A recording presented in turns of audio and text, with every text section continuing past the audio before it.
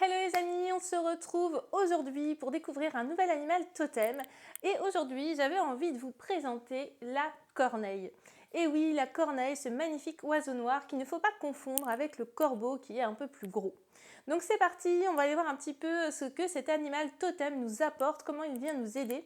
Mais avant d'aller voir cet animal totem, avant d'aller à sa découverte, j'ai envie, comme d'habitude, de vous donner une petite phrase, un petit mantra pour voir si déjà cet animal totem résonne avec vous et si cette petite phrase vous fait un petit tilt, vous fait quelque chose à l'intérieur de vous ou pas du tout. C'est dans le but de pouvoir découvrir si peut-être cet animal est l'un de vos totems. Donc du coup c'est parti, cette phrase c'est quoi? Cette phrase c'est « Es-tu prêt pour le changement ?» Ok les amis, donc c'est vraiment une phrase importante ici de la corneille parce que vous allez voir tout à l'heure un petit peu plus loin, la corneille elle symbolise et elle incarne le changement, la transformation. Et c'est aussi, et ça on le verra aussi juste après, une gardienne, elle garde les livres et les textes sacrés. Voilà, donc on va aller voir un petit peu tout ça, on va aller déjà dans un premier temps à la découverte de la corneille, donc c'est parti. Donc déjà, dans un premier temps, la corneille, elle est la gardienne des change-formes. Les change-formes, c'est quoi? Les change-formes, ce sont des personnes qui sont capables de changer de forme, comme le nom l'indique, de changer de forme. Alors évidemment pas de manière physique, on est bien d'accord.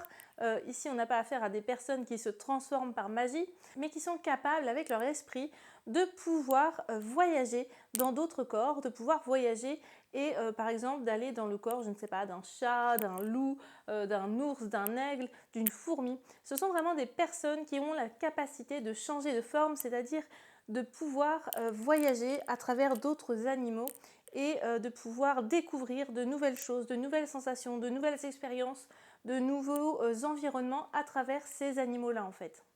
Donc je sais, ça va peut-être paraître très bizarre à certaines personnes et je pense que si vous avez cet animal comme totem, ça peut vous paraître au contraire pas si étrange que ça, pas si bizarre que ça. Peut-être que vous avez déjà fait ce genre de rêve où vous êtes dans la peau d'un animal, où vous avez cette capacité de voyager avec cet animal. Et donc là vraiment c'est quelque chose que vous pouvez à la fois développer et travailler parce que ce n'est pas seulement des rêves, ce ne sont pas seulement des rêves, mais c'est beaucoup plus que ça, c'est vraiment une grande capacité chez vous de pouvoir voyager à travers différents corps, différents réceptacles entre guillemets. En tous les cas, vous avez cette capacité de pouvoir voyager à travers les corps, à travers les mondes. Et ça, c'est super chouette et c'est vraiment une capacité extrêmement puissante et incroyable de ces personnes qui ont la corneille comme animal totem. Et c'est quelque chose, en tous les cas, si vous n'en avez pas conscience, mais que ça vous parle, que ça vous interpelle, que vous avez envie d'essayer, eh bien je vous invite vraiment à tout mettre en œuvre pour pouvoir essayer, pour pouvoir vous mettre dans des conditions afin de réussir ces petits voyages, parce que vraiment, ça promet d'être super intéressant et d'être vraiment magique en fait. Donc voilà, personnellement, je n'ai pas expérimenté ça si ce n'est avec mes animaux totems. Donc pour le coup, c'est vrai que ça doit être vraiment un moment juste incroyable parce que moi, je l'ai déjà fait avec mes animaux totems, déjà j'ai trouvé ça génial. Mais ici, d'avoir cette capacité de le faire avec tous les animaux, d'avoir cette capacité de pouvoir aller de l'un à l'autre et de pouvoir vivre plein de choses à travers eux, ça doit être vraiment quelque chose de magnifique. Donc si ça vous parle, n'hésitez pas à creuser le sujet, n'hésitez pas à poser des questions, n'hésitez pas à vous renseigner auprès de personnes compétentes. Donc vous l'aurez compris, les corneilles, elles sont extrêmement liées à tout ce qui va être spirituel et surnaturel. Ce sont vraiment des animaux, des oiseaux qui sont extrêmement ouverts à tout ce qui est divin, à tout ce qui va être vraiment d'ordre, c'est ça en fait, d'ordre spirituel et surnaturel.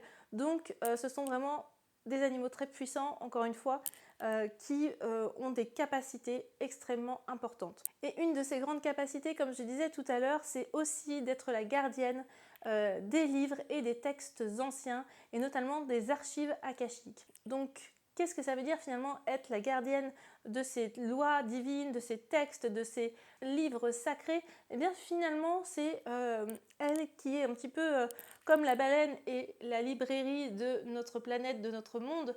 La corneille, elle, est un petit peu la libraire de toutes les vies qu'il y a eu sur Terre, de toutes les vies qui ont pu exister, et c'est un petit peu la mémoire de nos anciennes vies, la mémoire de nos ancêtres. C'est vraiment ça en fait qui symbolise la corneille. Et à travers ces textes, ces lois, ces archives qu'elle garde bien précieusement, elle nous transmet aussi ses enseignements, forcément. Elle nous transmet l'histoire du passé, l'histoire du présent, l'histoire du futur. Et oui, du coup, la corneille, grâce à sa vision un petit peu particulière, il faut savoir que les corneilles, en fait, elles regardent d'abord avec un œil, puis ensuite avec l'autre. Elles regardent d'abord d'un côté, puis de l'autre. Et grâce à ça, ça leur permet, en tous les cas, c'est vraiment ce que ça symbolise ici, c'est que ça leur permet de pouvoir voir à la fois le passé, le présent et l'avenir. Et ça, c'est super intéressant à aller creuser et à aller un petit peu découvrir et à aller un petit peu découvrir. C'est vraiment un animal qui mérite le coup d'œil pour le coup. Qui mérite qu'on aille creuser un petit peu, qui mérite d'être découvert aussi. Peut-être que vous n'allez pas vous arrêter sur cet animal-là parce que vous dites oui, ouf, la corneille. Mais en fait, la corneille, elle a plein de choses à nous apprendre. La corneille, elle symbolise aussi le changement, la transformation. C'est vraiment un animal totem qui peut vous accompagner pendant ces périodes-là, pendant ces périodes de changement, de transition, d'évolution. C'est vraiment un animal qui vous permet d'évoluer tout au long de votre vie puisqu'elle a accès à votre passé, à votre présent, à votre futur. C'est vraiment un animal qui va pouvoir vous guider tout au long de votre vie et ça, c'est super chouette. Et c'est vraiment hyper intéressant de lui demander de l'aide justement par rapport à ça, puisqu'elle sait déjà où vous voulez aller, puisqu'elle sait où vous devez aller aussi. Donc c'est assez sympathique de faire appel à cet animal quand on est un petit peu perdu, quand on ne sait pas trop vers quoi s'orienter, etc. La corneille, c'est aussi un animal extrêmement protecteur avec les femmes de manière générale. C'est vraiment, elle vient vraiment ici protéger les femmes dans leurs enseignements entre femmes, dans leur prise de parole entre femmes. C'est vraiment une protection vraiment globale de la femme, mais aussi du féminin sacré. C'est-à-dire que par exemple, aujourd'hui, si vous faites des cercles de femmes, si vous participez à des cercles de femmes, vous pouvez tout à fait avoir comme emblème la corneille pour vous protéger parce qu'elle protège tous les enseignements, toutes les paroles des femmes. Et ça, c'est hyper intéressant, je trouve, d'avoir cette petite corneille comme ça qui vient un petit peu bénir nos enseignements, bénir nos partages, bénir notre parole pour pouvoir que nos échanges continuent, pour pouvoir juste simplement nous protéger et protéger cette petite bulle qu'on a entre nous les femmes, ce petit cocon que parfois on peut créer. Très bien, maintenant qu'on a fait un petit tour global de cet animal, on va pouvoir aller voir les personnalités, les capacités des gens qui ont cet animal comme totem. C'est parti! Donc les personnes qui ont la corneille comme animal totem ou dans leurs animaux totems, ce sont des personnes qui, vous l'aurez compris, sont capables de changer de forme, qui sont capables de faire des voyages dans d'autres animaux pour découvrir d'autres choses, pour découvrir leur façon de voir les choses, pour découvrir de nouveaux environnements, pour découvrir de nouvelles expériences. Enfin voilà, c'est vraiment des personnes ici qui ont cette grande et incroyable capacité en eux. Et donc du coup, j'invite ces personnes, si vraiment elles ont cet animal comme totem, à aller faire cette petite expérience, à aller découvrir ce qui se passe quand elles voyagent, parce que ça peut vraiment être super super chouette. Ici, la corneille, vraiment, elle vous invite à développer toutes vos capacités et tous ces dons-là. Pour autant, si vous avez envie, comme je disais tout à l'heure, de travailler et de développer cette capacité à pouvoir voyager, eh bien, je vous invite vraiment à vous renseigner sur le sujet et à faire appel à des personnes expérimentées pour vous aider, pour vous accompagner aussi, parce qu'on ne peut pas faire n'importe quoi et parce que cet animal totem de la corneille, c'est un animal extrêmement puissant et on ne peut pas faire appel à sa médecine si cet animal ne fait pas partie de nos totems. Ça, il va falloir être très clair là-dessus et je serai très claire là-dessus d'ailleurs. Si la corneille ne fait pas partie de vos animaux totems ou si vous avez un doute, ne faites pas appel à sa médecine, que ce soit pour faire des voyages, mais pour autre chose aussi, si ce n'est pour avoir juste ce symbole de protection autour de la femme. Mais sinon, ne faites pas appel à cet animal totem parce qu'il est vraiment extrêmement puissant et ce n'est pas forcément facile de pouvoir gérer à la fois cette puissance et de pouvoir la développer en toute sécurité quelque part, ok? Donc on est prudent. Si cet animal fait partie de vos animaux totems, eh bien ok, il n'y a pas de souci, vous pouvez y aller. Pour autant, il faut prendre quand même quelques précautions avant, il faut quand même être bien dans ses baskets, j'ai envie de dire, et aligné avec soi-même, avec ses valeurs, etc. Donc voilà, vous pouvez le faire si vous êtes accompagné, mais en tous les cas, si ce n'est pas votre animal totem, vous oubliez tout de suite. Même si ça a l'air super intéressant, même si ça a l'air super chouette, dans ces cas-là, essayez de vous renseigner comment vous pouvez accéder à ces capacités-là. mais en tous les cas, de premier abord, le faites pas et le faites pas seul, quoi, en fait.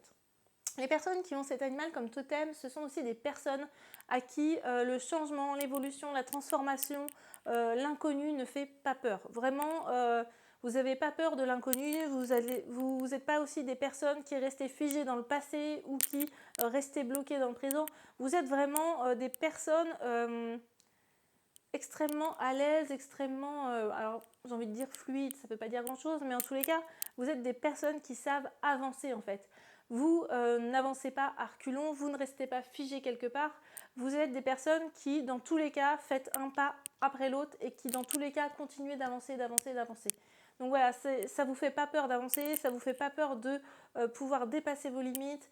Et là aussi, encore une fois, il va falloir être assez prudent parce que les personnes qui ont cet animal comme totem peuvent parfois se mettre un petit peu en danger, faire des choses un petit peu à l'extrême et du coup, il faut vraiment ici faire attention pour ces personnes-là de rester sur le droit chemin, de rester vraiment toujours dans la lumière, dans la bienveillance et de ne pas prendre des chemins de traverse, de ne pas se laisser aller aux mensonges, de ne pas se laisser aller aux tricheries. Il faut vraiment être authentique, honnête avec soi-même et rester aligné sur son chemin et sur ses valeurs. D'accord ? Ça, c'est hyper important parce que c'est des personnes qui peuvent avoir tendance facilement, en tous les cas, à dévier un petit peu et à se dire c'est pas grave, tout le monde le fait de toute façon. Donc non, vraiment, ici, c'est extrêmement important pour ces personnes de rester sur le droit chemin, de ne pas s'en écarter. Ça peut aussi être des personnes qui ont un strabisme. Oui, je sais, vous allez dire pardon, un strabisme, c'est bizarre ce que tu racontes. Oui, mais en fait, c'est très lié à la corneille et à sa façon de voir les choses, d'abord avec un œil puis avec l'autre. En tous les cas, dans les traditions, c'est vraiment ça qu'on nous enseigne par rapport à la corneille et par rapport aux personnes qui ont cet animal comme totem. Souvent, elles ont un strabisme qui leur permet de voir les choses avec beaucoup de clarté, bizarrement, qui leur permet d'avoir une vision juste et d'avoir accès à cette sagesse, à cette parole juste aussi. En tous les cas, ça leur permet vraiment d'avoir un œil sur quelque chose et l'autre sur autre chose. C'est-à-dire qu'elles sont capables de à la fois tirer des enseignements par exemple du passé tout en ayant un œil sur l'avenir. Enfin vraiment, là c'est juste un exemple, mais c'est pour tout, mais vraiment c'est adaptable pour tout en fait. C'est vraiment des personnes qui vont pouvoir faire plusieurs choses à la fois, plusieurs choses en même temps. Ce sont des personnes qui ont une grande clairvoyance. Donc ces personnes ici, elles peuvent s'épanouir grâce à des métiers, à des passions, en étant bénévoles, peu importe, dans tout ce qui va être lié à la spiritualité de manière générale, à tout ce qui est magique, à tout ce qui est surnaturel. En tous les cas, vraiment tout ce qui va être lié à la spiritualité, ce sont des métiers, des passions dans lesquelles ces personnes-là vont pouvoir s'épanouir pleinement. Que vous soyez médium, que vous soyez cartomancienne, que vous soyez chaman, que vous soyez... Enfin bon voilà, il y a vraiment plein de possibilités. En tous les cas, si vous êtes déjà dans le domaine du spirituel, de la magie, etc., eh bien allez-y, continuez, c'est votre chemin, c'est votre voie. Et si ce n'est pas le cas, eh bien essayez de voir si ça vous parle, si ça vous interpelle, si vous avez envie d'essayer ou pas du tout. En tous les cas, vous avez ces capacités en vous. Ça peut être aussi des personnes qui font des métiers comme l'archéologie ou comme libraire, des métiers qui vont vraiment être en lien avec les connaissances, le savoir, mais aussi avec un petit peu ce qui est ancien, entre guillemets. Ok ? Donc voilà un petit peu pour les métiers de ces personnes-là et pour les personnalités et les capacités de ces personnes qui ont cet animal comme totem. Donc maintenant, on va aller voir un petit peu du côté des chakras, des pierres en lithothérapie et des élixirs floraux, comment on peut à la fois se connecter et honorer son animal totem et comment on peut à la fois se libérer de nos blocages et de nos émotions. C'est parti! Donc la corneille, je suis sûre que vous avez deviné à quel chakra elle est liée. Elle est liée à 2 chakras. Attention, vous êtes prêts? Elle est liée au chakra du troisième œil, forcément, qui se trouve entre vos 2 sourcils au niveau de votre front et qui est de couleur bleue. Et elle est liée au chakra coronal qui est de couleur violette et juste au-dessus de votre tête. Donc forcément, elle est très liée à ces 2 chakras-là parce que la vision, le troisième œil, c'est vraiment lié à la clairvoyance, au fait de voir les choses de manière extrêmement claire. Elle est capable de voir le passé, le présent, l'avenir. Donc forcément, elle est liée à ce chakra-là. Et enfin, le coronal qui est vraiment très lié à tout ce qui va être divin, à tout ce qui va être spiritualité. Forcément, là aussi, avec cet animal, on pouvait s'attendre à ce chakra-là. Du coup, on va aller voir maintenant quelques pierres en lithothérapie qui peuvent venir nous aider pour nos blocages et nos émotions et qui peuvent aussi nous aider à nous connecter et à honorer cet animal totem. La première pierre dont j'avais envie de vous parler, c'est l'azurite. C'est une pierre qui fait un petit peu passerelle comme ça vers la spiritualité et c'est une pierre qui favorise aussi la communication avec le monde invisible. Elle représente aussi la sagesse du cœur sous sa forme la plus pure. Et donc elle est hyper intéressante cette pierre-là, si vous avez cet animal comme totem, vraiment munissez-vous de cette pierre pour à la fois rester sur votre droit chemin, ne pas trop en sortir, pour vraiment rester sur votre chemin de cœur, ok, pour que vous soyez vraiment aligné à ce chemin de cœur, que vous restiez dans la bienveillance, la lumière, et pour que vous puissiez aussi développer ces capacités justement de vous connecter à l'invisible et de pouvoir communiquer, de pouvoir faire vos voyages aussi dans chaque animal, d'aller à la découverte un petit peu de chacun de ces animaux-là. En tous les cas, c'est vraiment une pierre ici qui va pouvoir vous aider à faire tout ça. Et la deuxième pierre que j'avais envie de vous proposer aujourd'hui, c'est l'améthyste. L'améthyste, si vous avez vu les vidéos précédentes, eh bien vous savez que c'est la pierre de la spiritualité qui est liée au chakra coronal et qui est vraiment là pour vous aider à développer cette spiritualité, pour vous aider à vous connecter à votre propre spiritualité aussi. En tous les cas, voilà, c'est vraiment la pierre du divin qui vous permet aussi de recevoir les messages du divin. Enfin voilà, c'est vraiment une pierre très spirituelle pour le coup. Et enfin, en dernière pierre que j'avais envie de vous proposer, c'est la sodalite. La sodalite, elle permet de voir les choses de manière beaucoup plus claire. Voilà, elle nous permet vraiment ici de travailler sur notre troisième œil pour pouvoir voir les choses avec beaucoup plus de clarté, pour pouvoir développer aussi notre clairvoyance. Et c'est aussi une pierre qui peut aider ceux qui ont un peu de mal à découvrir leur propre vérité. Ok ? Maintenant, on va aller voir un petit peu du côté des élixirs floraux, quelles sont les plantes qui peuvent vous aider à vous libérer de vos blocages et de vos émotions. Et donc la première plante que je voulais vous proposer, la première fleur de bac que j'avais envie de vous proposer, c'est la sclérante. La sclérante qui va ici, encore une fois, vous apporter de la clarté dans votre vie de tous les jours, dans votre cerveau si c'est un peu embrumé. En tous les cas, voilà, la sclérante, c'est la plante de la clarté. En deuxième plante, je voulais vous proposer le marronnier blanc qui, lui, eh bien, va vous permettre de vous connecter et de développer votre tranquillité d'esprit. Voilà, de vous apaiser vraiment, de venir un petit peu redescendre la pression quand on a trop d'informations, de venir juste souffler, de venir juste se ressourcer à l'intérieur de soi, ok ? Et enfin, dernière plante que j'avais envie de vous proposer aujourd'hui, c'est le plumbago. Le plumbago qui, lui, va vraiment ici venir développer votre intuition, développer un petit peu ses capacités à recevoir les messages, ses capacités à pouvoir voyager. Enfin voilà, c'est vraiment ici la pierre de l'intuition qui va vraiment ici venir développer ça. Donc voilà un petit peu pour les chakras, les pierres et les plantes qui peuvent vous aider à vous libérer de vos blocages, de vos émotions et à vous connecter à cet animal totem. Donc voilà un petit peu de manière générale pour cet animal totem de la corneille. N'hésitez pas à me dire si cet animal vous parle, s'il vous intéresse, si vous aimeriez encore en savoir plus par rapport justement à ces petits voyages. En tous les cas, si vous souhaitez juste déjà apprendre à communiquer avec les animaux, parce que c'est par là que ça peut commencer aussi de manière plus simple, eh bien n'hésitez pas à aller voir, je vous mettrai dans le descriptif juste en dessous ma formation en communication animale qui commence en janvier.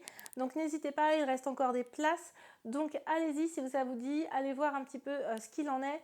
Et cette formation, elle vous permettra à la fois de communiquer avec tous les animaux, mais aussi avec les animaux qui sont décédés, les animaux qui sont perdus et les animaux totems forcément. Donc voilà un petit peu pour cette vidéo, j'espère qu'elle vous aura plu, qu'elle vous aura parlé, qu'elle aura résonné à l'intérieur de vous. N'hésitez pas à liker, à partager, à commenter et à vous abonner à ma chaîne pour pouvoir recevoir tous les jours une nouvelle vidéo et découvrir un nouvel animal totem. En tous les cas, nous on se retrouve demain, je vous fais plein de bisous, bye bye.